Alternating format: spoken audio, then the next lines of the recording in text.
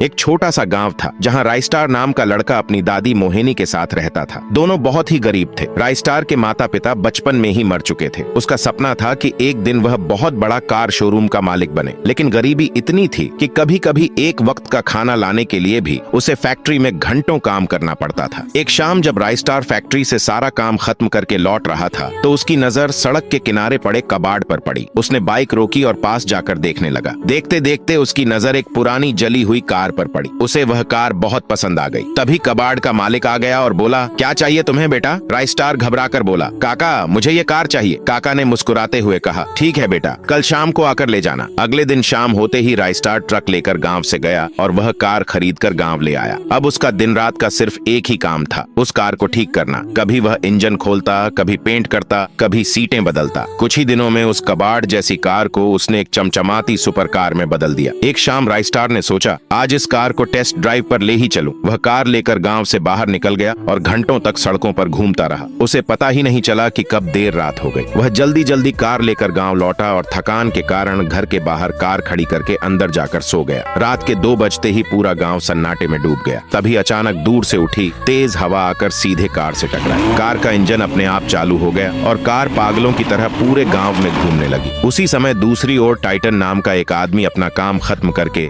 Bike से गांव लौट रहा था। अचानक वह बिना ड्राइवर की कार उसके सामने आकर खड़ी हो गई। टाइटन ने ब्रेक मारते मारते खुद को संभाला और गुस्से से बोला, अबे साला, इतनी रात को बीच सड़क पर किसने कार खड़ी की है? अभी तो मैं मरते मरते बचा हूँ। लेकिन कार की ओर से कोई जवाब नहीं आया। अचानक कार तेजी से आगे बढ़ी और एक ही झटके में टाइटन को उड़ा दिया। वह करीब 15 फीट दूर जाकर गिरा और वहीं उसकी मौत हो गई। फिर वह कार गांव लौट आई और उसी जगह जाकर खड़ी हो गई। अगली सुबह जब राइस्टार फैक्ट्री जाने के लिए घर से बाहर निकला तो उसने देखा कि उसकी कार पहले वाली जगह से 5 फीट दूर खड़ी थी। वह पास जाकर देखने लगा तो उसके होश उड़ गए। कार के बोनट पर खून का बड़ा धब्बा था। वह कुछ समझ ही नहीं पाया कि तभी पूरे गांव में हड़कंप मच गया। लोग इधर उधर भाग रहे थे। राइस्टार ने एक आदमी को रोककर पूछा, भाई क्या हुआ? वह आदमी बोला, भाई गांव के सबसे बड़े बिजनेसमैन का बेटा टाइटन किसी कार के एक्सीडेंट में मारा गया है। राइस्टार घबराकर अपनी कार की ओर देखने लगा। उसने मन ही मन सोचा, मेरी कार पर भी खून का धब्बा है, कहीं पुलिस मुझे ही न पकड़ ले। वह दौड़कर लाश के पास पहुंचा। लाश बुरी तरह कार से कुचली हुई थी। राइस्टार सब समझ गया और कसम खाई कि वह इस रहस्य का पता लगाकर रहेगा। उस रात राइस्टार सो नहीं पाया। वह खिड़की से कार पर नजर रखता रहा। रात के 2 बजे फिर वही तेज हवा आई और कार का इंजन अपने आप स्टार्ट हो गया। कार अपने आप चलने लगी। राइस्टार ने तुरंत बाइक निकाली और उसका पीछा करने लगा। अब क्या लगता है, क्या राइस्टार इस भूतिया कार के रहस्य से बाहर निकल पाएगा